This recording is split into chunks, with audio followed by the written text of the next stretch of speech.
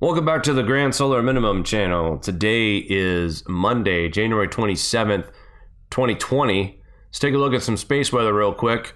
Solar wind speeds are coming in just a little bit lower than what they were this morning at 319.4 kilometers per second with a density of 2.9.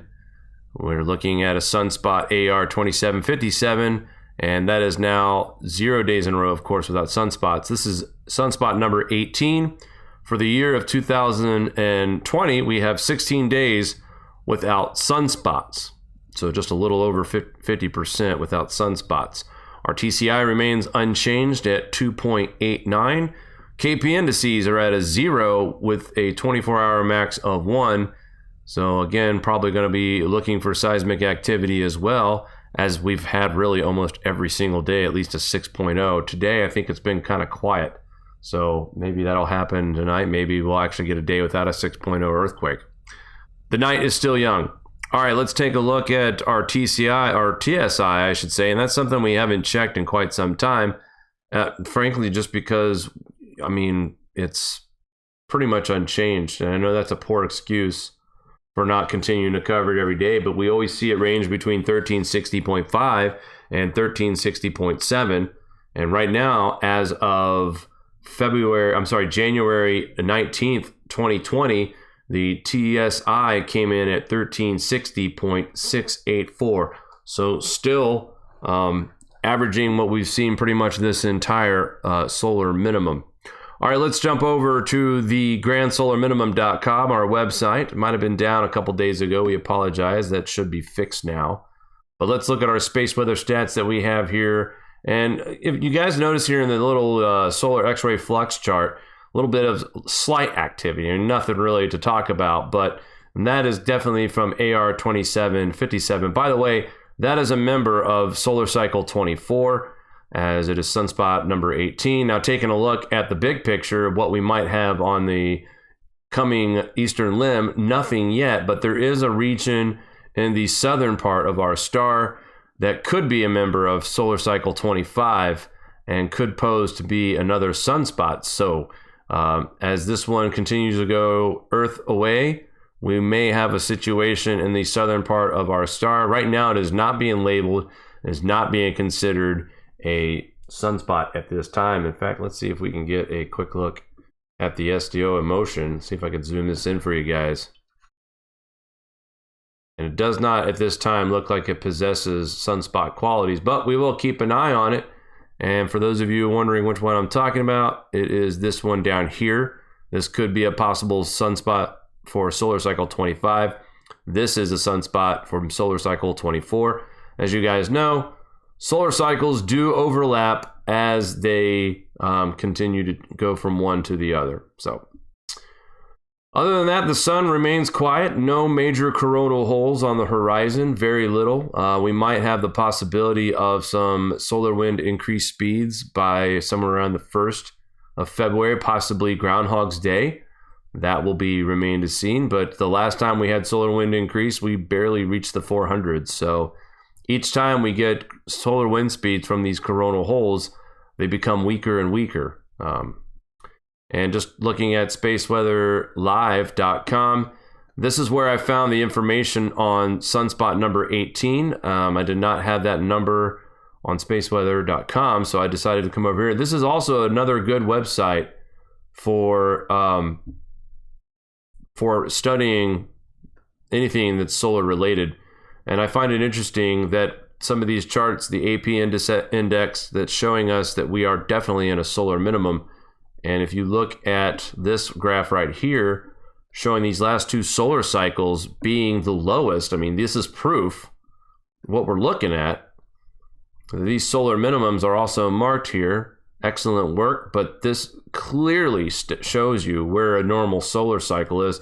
And folks, you look at the previous solar cycle 23, that's where the real warming was, in between solar cycle 23 and 24. As 24 becomes weaker, the delayed effect in solar cycle 25 will be felt, I believe. So I think the reason why we spiked in 2015, 2016 is simply that there is a delay from the sun. Now check it out. This cycle here we felt the effects from the temperature rise in this solar cycle, because look, we didn't peak as high as we did in solar cycle 23. So what does that mean for solar cycle 25? If this was the peak, well, it's a delayed effect. So we will definitely feel a lot different during this upcoming solar max, especially if this solar cycle is predicted to be at least the same as solar cycle 24. That means the delayed effect for the next solar cycle will still remain cooler temperatures and low and weak magnetic field readings, which will allow more cosmic rays to continue to create a surplus in our atmosphere.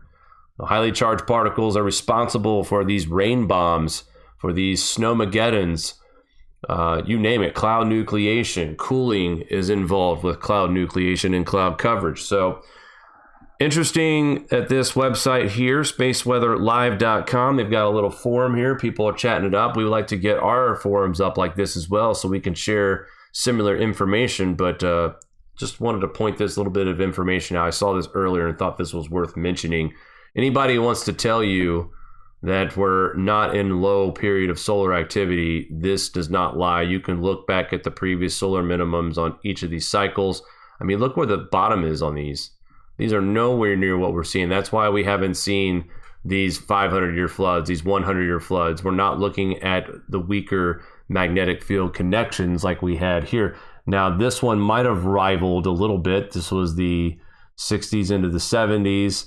But if the delayed effect from this past solar cycle is going to happen during solar cycle 25, the only explanation is that our temperatures are going to continue to trend down as we move forward. So for those of you who are looking for that overnight success of that instant gratification of snow and ice everywhere, that's not how this works. As right now, we are seeing the delayed temperatures from solar cycle 23 into 24. And as we start 25, we will start to see the delayed effects from 24 of temperatures and weather filter into 25. And it's nowhere near half the amplitude of 23 and 22. I mean, clearly, guys, we're this is just a cycle nature. This is definitely, we see the up and down trends. This is going to last, this kind of activity is going to last at least 2 solar cycles.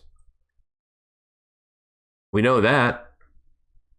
And this is a grand solar minimum, so the Dalton minimum, at least it lasted for 3 cycles or more. So we are definitely going to continue to see the temperature trending lower, cosmic ray increases, and other effects, and just like we've talked about, seismic activity, earthquake, volcanoes. This is only the beginning. And I tell you what, I'm not a fan of the beginning, and I'm not looking forward to when this thing gets really going. Like some think after we have this weak solar max coming up that's similar to 24, which by the way, is not going to feel like anything that we felt in solar cycle 24. We're going to feel half of what we felt in solar cycle 24 during those maximum years. So very interesting times coming up, guys, and not just with weather, not just with seismic activity, but the coronavirus continues to be reported as some concern. Now, the numbers that were being given here are matching up with pretty much everybody in mainstream media. The death toll I've seen as high as 82, which is on this channel here, The Watchers. Weather Channel is confirming 81 deaths. Weather Channel, some other channels are declaring 2,800 have been infected. Some are saying 2,500. But you begin to worry when you hear such reports like Mari and I heard this morning. A doctor in China was reporting directly to WHO. And Mari, do you remember the name of this guy? I can pull it up. Pull it up for me. Here is a Dr. Lang Wudong at the ENT department of Hubei Shuinghang Hospital. who had been at the front line fighting against this virus in Wuhan. He died from the virus on Saturday at the age of 62.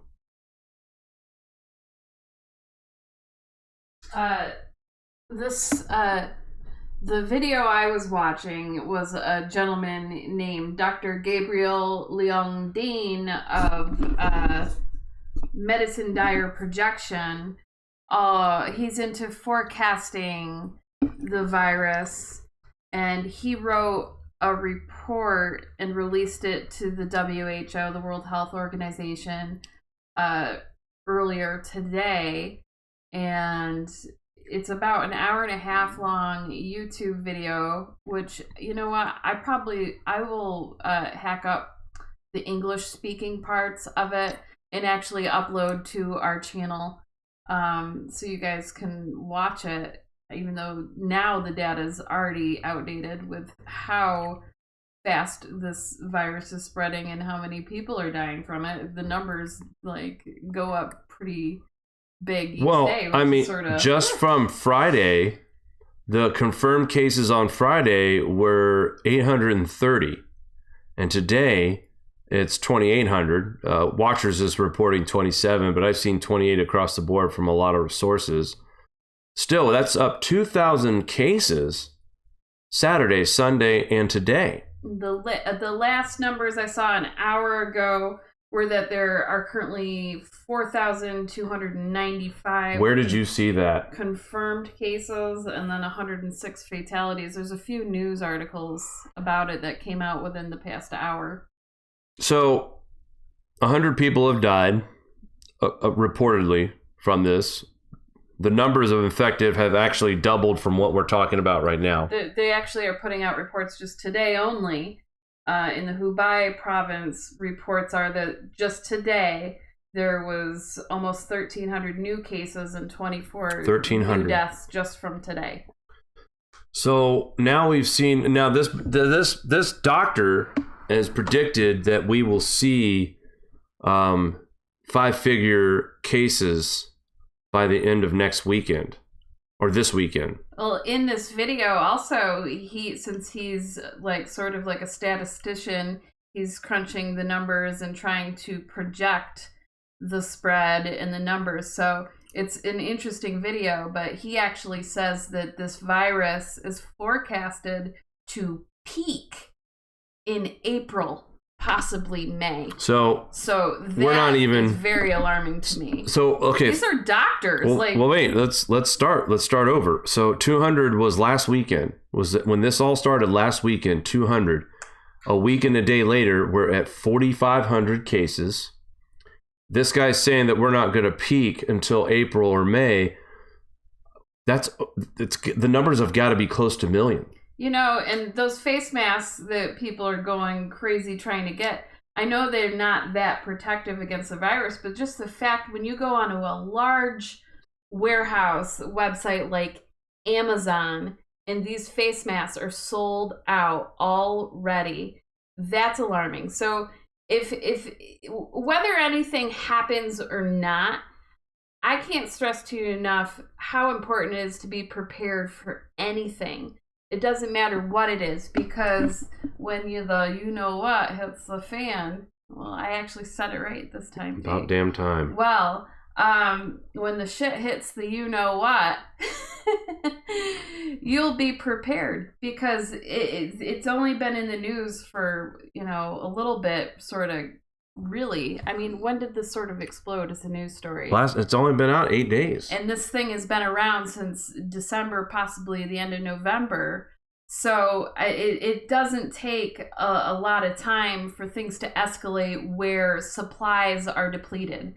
So whether or not anything happens with this, just, use it as a best practice it doesn't matter what it is. Be prepared for anything. Cheryl asked a question in the chat about the Dutch giving it to the Canadians and stealing from the lab and blah, blah, blah. Listen, guys, there is all kinds of conspiracy out there. Every title, every subject we cover, there's always that behind the door, locked doors, what happened. And look, I think at this time, that will be investigated.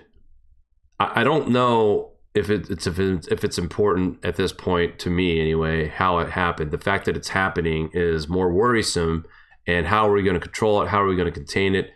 That's what I'm more worried about. Try not to get too caught up in some of these conspiracies out there, or some of these hearsay claims, because look, I get it. Anything's possible, all right?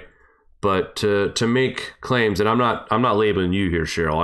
I'm just talking to people out there who think we're being weaponized. Maybe we are. Maybe there is some kind of bioweapon that's being used against us right now. I'm not saying it couldn't be a possibility, but I think the focus needs to be right now on, like Mari said, the prevention and trying to keep yourself distance from things that could cause exposure from this. But that's the other problem.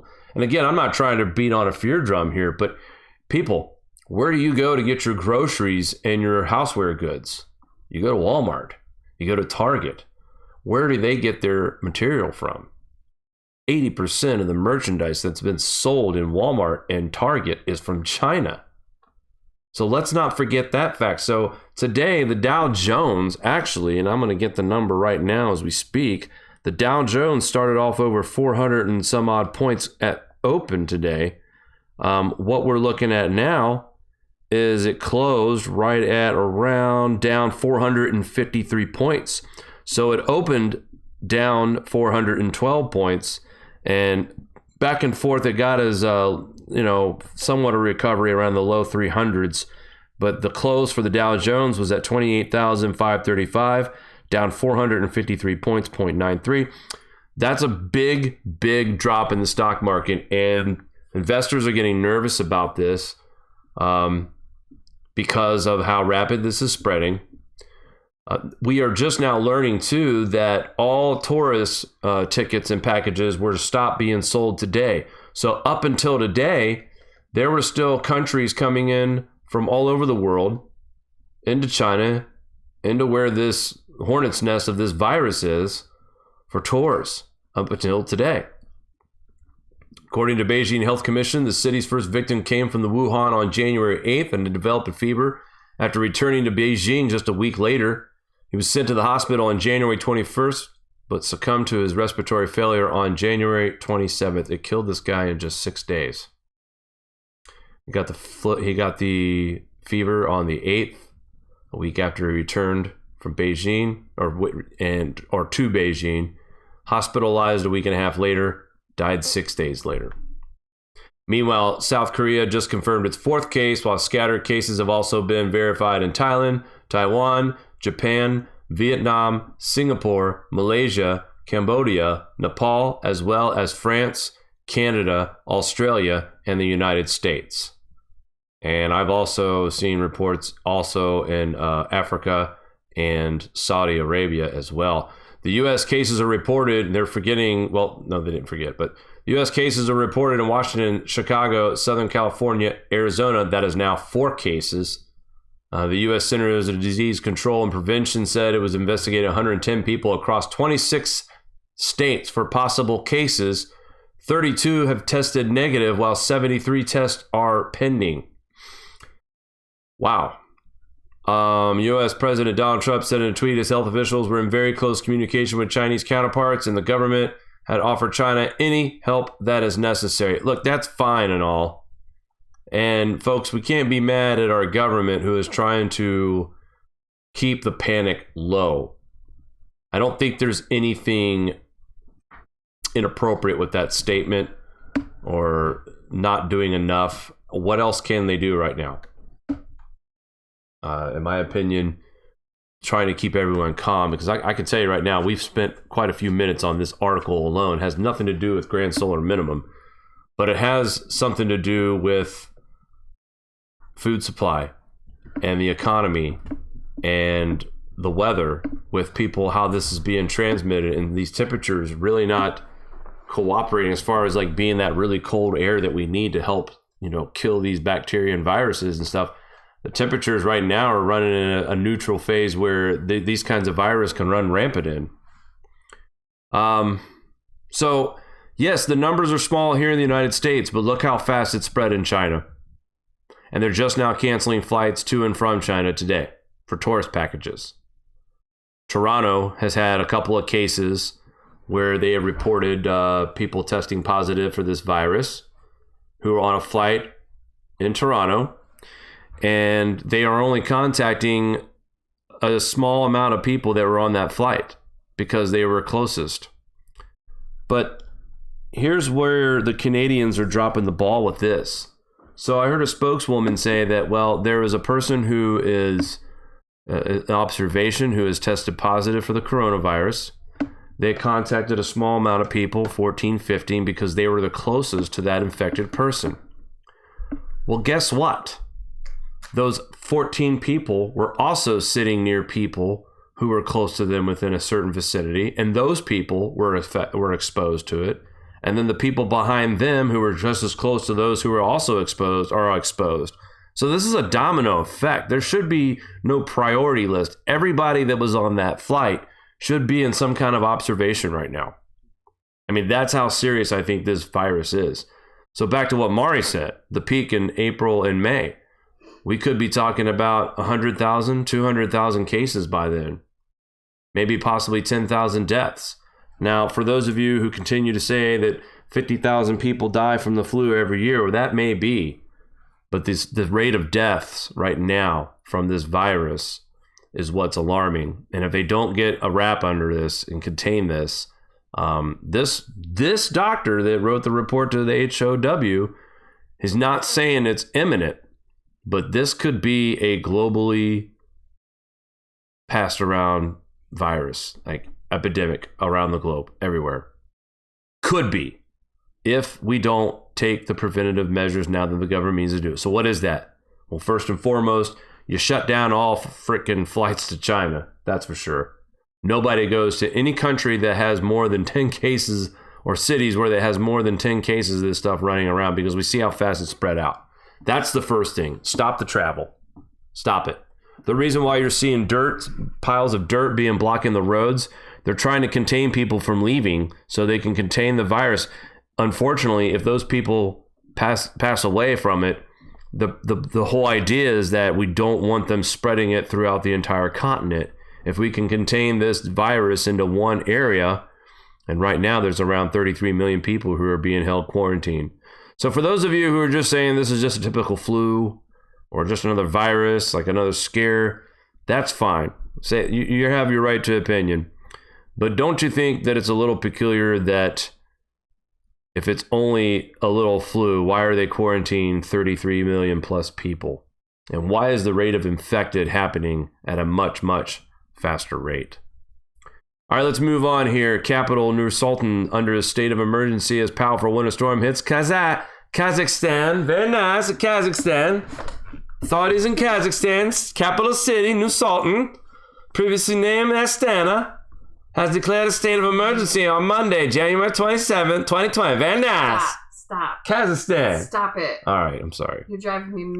No. Okay. Just don't. Mari doesn't like my Borat. The producer has spoken. This is the first time I've ever had like she actually has a pink slip in her hand right now. My name is on it. The date is on it. But I had to, guys. I saw Kazakhstan and I was a He's all Borat. I love Borat. Like, all right, anyway, they've declared a state of emergency in the city. At the moment, the Emergency Situations Commission is going to hold a meeting in Akmola, East Kazakhstan. Behave. Transportation links from the city to city were also cut, as while schools remain closed, as well as several highways across the county, or country, I should say. Lots of snow, lots of wind. The Ministry of Internal Affairs also showed a video of the situation. Citizens are still at an evacuation point since the roads to Nur Sultan have not been completely cleared. In addition, a blizzard and a drop in temperatures are expected again, and this could lead to new emergencies on the highway. In this region, just not really used to this kind of weather, but this is tons of snow here. Snow drifts everywhere, and just another mess to clean up. This, and another thing too, where we're not seeing the cold winter, we're seeing the cold winter in Jordan, Iraq, Libya, or Lebanon, I should say, Turkey, Iran. I know I'm forgetting United Arab. I can't say it. United Arab Emirates. Jeez, a lot of desert, Middle Eastern areas seeing lots of snow, lots of it. Like this is what the scenes that we see in Kansas City, at this time, or somewhere in Nebraska, or somewhere across Illinois and Indiana. It's not happening here, but it's happening in areas that folks aren't used to this kind of weather either. So just because you're not looking out your window and you're not seeing this crazy winter that rivals the 78-79 season, there are parts of the world right now that are seeing that kind of winter in their vicinity, just not affecting us the same way. So, and lots of cold air on the way too for the middle of February. I'll go into that a little bit more. Major floods and landslides leave at least 57 dead at the heaviest rains since records began in Brazil. 48 of the fatalities in the worst affected state of Minas Gerais, according to the State Civil Defense Office. Most of the deaths were registered in Belo Horizonte, the capital of the state. It's stated that adding 19 others are missing. Furthermore, most of the victims reportedly died when mudslides caused their homes to collapse, with at least 2 children being listed among the casualties. The Minas Gerais state governor, Gustavo Zima, has declared a state of emergency in 99 cities, a measure meant to implement federal disaster aid. He also decreed 3 days of official mourning for the victims. As many as 20,000 people across the region have been forced to evacuate due to the threat of increased rains that may further spark landslides and flooding. 2,000 more people were displaced in Rio de Janeiro. State of the... Well, let's just put it this way.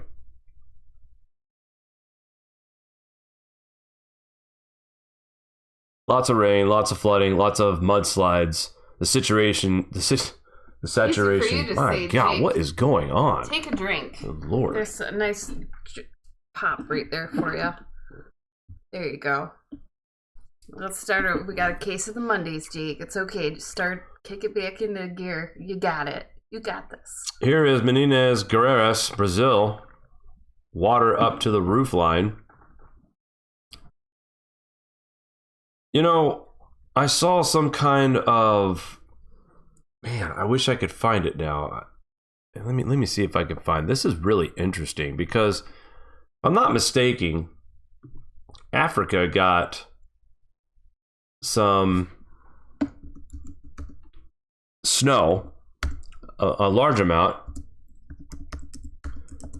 and also another area that was affected by some kind of...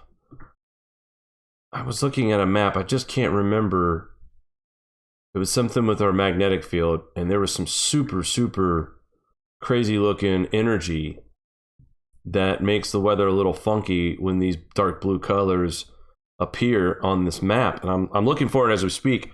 But no lie, the same areas that we're talking about with the African snow and these floods here in Brazil were precisely the same areas that was displayed for these areas of energy that we were going to receive. So if I can find it, I will. I'm not going to waste too much time looking for it, but I thought it was very interesting because it just kind of clicked as I'm looking at this. I know one person I'll look for. He will probably be the one I think I saw it from, so we'll see. But still, lots of weather to talk about out there with snow, rain, floods, earthquakes, volcanoes, space weather galore, and I'm not finding it, so I'm not going to waste too much more time on this. So I tried, but if I do find it, I'll post it in the community or something like that to show you guys what I was talking about. But again, major flooding in Brazil, exposure to high doses of cosmic rays, more than likely the deal here. Just like everywhere else that we've seen flood waters like this.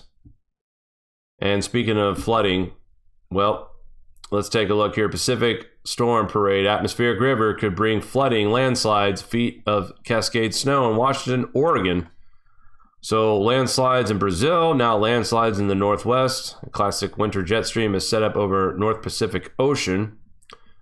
And this will continue to push a series of storms in the Pacific Northwest through week ahead, bringing days of rain that could trigger flooding and landslides in Washington and Oregon.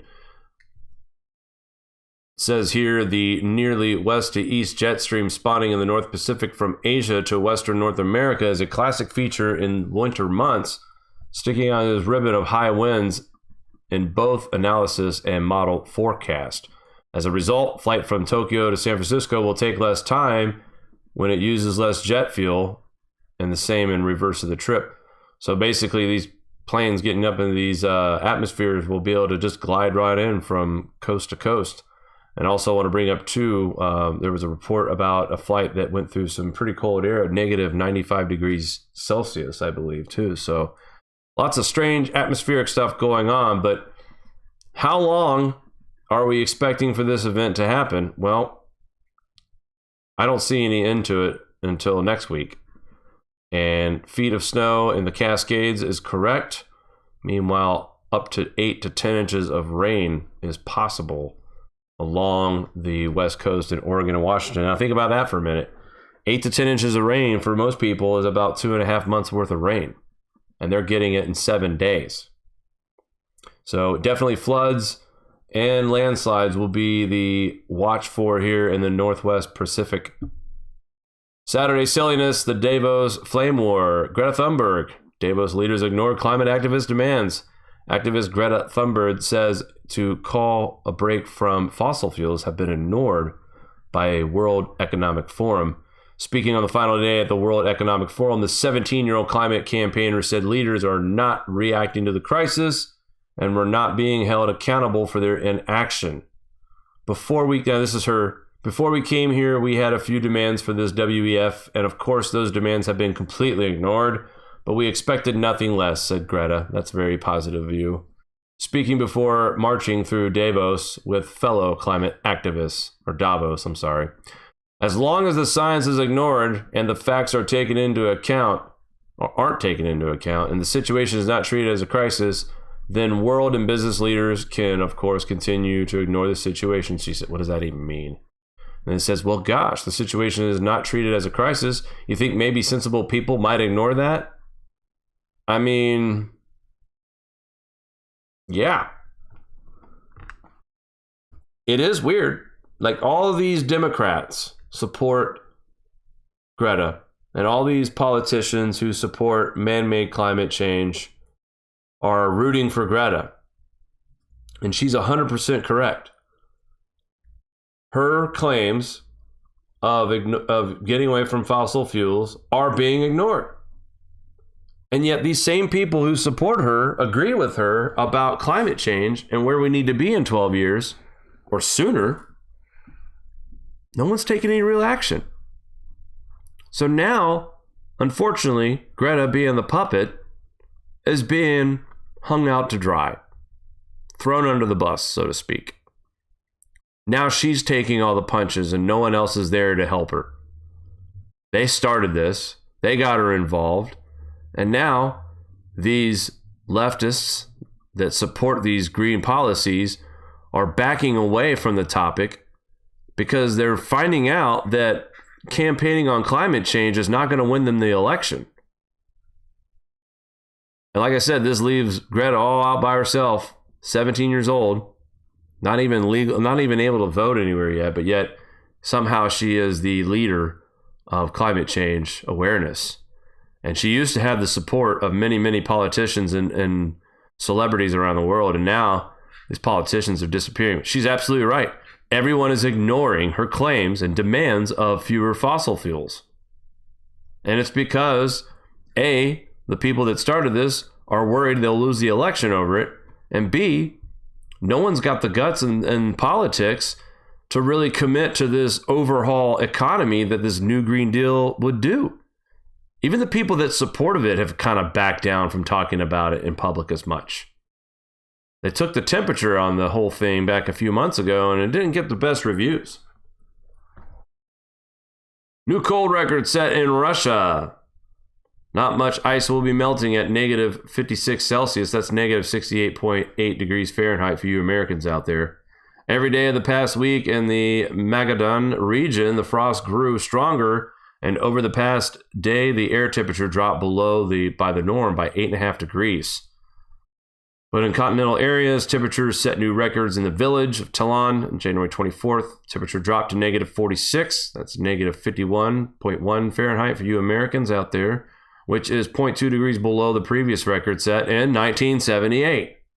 One of those bad winters we had during a solar minimum. But these are not the lowest temperatures in Russia. In the east of the Yakutia, last night, frost intensified 68.8 degrees Fahrenheit below zero. The wind chill sensation could get to negative 61, which would be somewhere around negative 75 Fahrenheit. Yikes. Very, very cold. So again, that cold is just on the other side of the globe right now. Meanwhile, Europe, UK, United States, bask in this mild winter that you're having because we've got a potential sudden stratospheric warming event creating right now, and that could cause a disruption in the polar vortex that could bring us some really cold temperatures by the middle of February. Here we are towards the end of January, still 30s and 40s, pretty nice for this time of year in parts of Ohio and the Northeast, but that's changing as we get towards the end of January. It's going to feel a little bit more like winter as we go into February for sure. Again, 30s and 40s, one more last mild ride for the central parts of the United States and the Midwest for February 3rd. And then we get a gigantic blast of Arctic cold air that will push that mild air out of the way one more time before we start to see some serious cold temperatures setting in for the next several days in the northern plains, the Great Lakes, and in the Northeast as well. Through February 7th, February 8th, we get to see another cold shot through Jacksonville, Florida. You thought it was cold this last cold break? Well, be prepared for more falling iguanas, because this cold air does look like it's going to stick around for a little while here in the Midwest, the northern plains, the Northeast. And again, it's going to feel like winter for sure, guys, once we get part of this mid-February, late February. So like I was talking the other day, the fact that we haven't seen all this cold air yet and snowy weather makes me wonder if we're going to see a late stormy season like mid-February into late March, maybe as early April. And by looking at the GFS right now, we've got a few systems that are going to start moving through on Groundhog's Day. The first northeastern system bringing snow to Ohio in the Northeast, a minor shot again in the Northeast, more snow possible on the 5th of February, going through the Northeast from the Ohio Valley, more snow across the Northwest, the Northern Plains, and again through Ohio on February 7th into the Northeast by the 8th. And then once again, another major system developing on February 10th, bringing snow to the Ohio Valley, then changing to rain. All snow and ice right now to start with in the Northeast, and then changing to rain as well as it rides out another classic, one of those ridges, but the fridge is right behind it. So it just depends on the timing of those last two storms. Will this be an all snow event or all rain event? Meanwhile, in the deep south, you're getting consistent moisture of just some light rain showers. But this last system here we were showing just a minute ago, right around here on the 9th, the 10th, already flood stage for most areas around the Mississippi right now. We are looking at a pretty heavy dose of rain in the Gulf Coast region by the 12th of February, 10th, 11th, and 12th through Florida as well. And that is part of a system that could be a nor'easter here in the Northeast. Just depends on how quick these temperatures drop. This could be all snow. It's too far out to tell right now. February 12th, we're only on January 27th. So lots to still go over. But other than that, Mari, would you like to say hello before we call it a night? I would love to say hello, Jake. Let's see what we got here. We were just talking about the emojis. Well, I was, because Mr. Morgan Kell said he had a suggestion. We have the GSM cookie. He wants GSM coffee for the next emoji, because we had a couple more members sign up, and I will give you a shout out my next broadcast that we do. I'll pull it up. I don't have it in front of me right now, but I'm just polling people, asking them, what do you think the next emoji should be? And perhaps I should make it a wild card emoji and allow one of our members to sort of have their choice with what they'd like for an emoji. Sounds good to me. I think that would be fun. So let me know what you think in the comments. Someone said with all the fumbles that you might have had too much to drink, Jake. And I just say we're live and we're human and we're wonderfully not MSN. See, I did it too, Jake. MSN. We're not mainstream media. We are indie I don't even drink. Indie reporters, and I mean, diet soda, but that's it. We love this community of like minds. So there. Now, Doug said, how would one know if sunspot is from cycle 24 or cycle 25? How's a sunspot determined? So I thought that was a really great question for him. And just pull up that little chart, and I can. So basically, or you can. There's two things: the location and the polarity of the magnetic poles. Right now, the location of the current sunspot that we have is a member of solar cycle 24, just based on the location. It's in the equatorial region. That happens after a max of a solar cycle. Like when we get to 25, when we get to our max in 25, we'll see more sunspots created in the equatorial region. But in the beginning of solar cycles, you usually see the early sunspots in the southern region, this low here, and in the northern regions up here. Also, on top of the locations, they will have reverse magnetic poles. So if 24 was negative positive, 25 will be positive negative. So there's a couple of ways. Now this chart here doesn't show the magnetic polarities, but there is a graph, and I'll pull that up some morning and show you guys the magnetic polarities of these sunspots. But that's the two ways to determine on what is a solar sunspot. I should do a video, a learning series video on that. Actually, showing these cycles that overlap. That would be a good learning series video. I haven't done one of those in a while, so maybe I could break that down in a quick 5-minute video. I think I could do that pretty quick. What else? Oh, lots about this virus. There's a lot of unknowns. I think it is good just for preparedness. Get your mind thinking, okay, things can sell out, things do disappear, and there'll be inflation when things go wrong. So why not get ready regardless? And if you've heard, because I've seen a few comments about this particular virus, I've read that people with Rh negative blood may be immune to this virus, which I just find fascinating, and I cannot vet it for the life of me. I don't know, where that is coming from. So if you have a source for that information, I would love to read through that, whether it's a paper or whatever. Just post it in the comments below, and I'll definitely check it out. And there was some great conversations in the chat on just natural remedies, stocking up on vitamin D, oil of oregano. Some people just like having fresh honey on hand, raw honey, which has an indefinite shelf life, I believe. So, as always, our group of people here in the chat are wonderful. Thank you so much for bearing with our weird little schedule thing with work stuff going on. And we're doing our best we can to sort of stick to that schedule, right, Jake? Yep. Monday through Wednesday, you'll hear me on the broadcast. And then Thursday morning, Friday morning, Mari will do a morning video. And then Friday night, I'll join her for the call-in show. So we did a pretty good job as a team last week. This will be going on for a few weeks as I'm on a special assignment right now. So it's just doing what we can with the schedule that we have in front of us. All right. Thank you, Mari, for keeping us updated. And, of course, as always, entertaining the chat like you do and other great research that you do for this channel as well. Thank you. All right, guys, that's going to do it for us tonight. We will be back tomorrow morning with another Grand Solar Minimum update. Until then, guys, take care, and we will talk soon.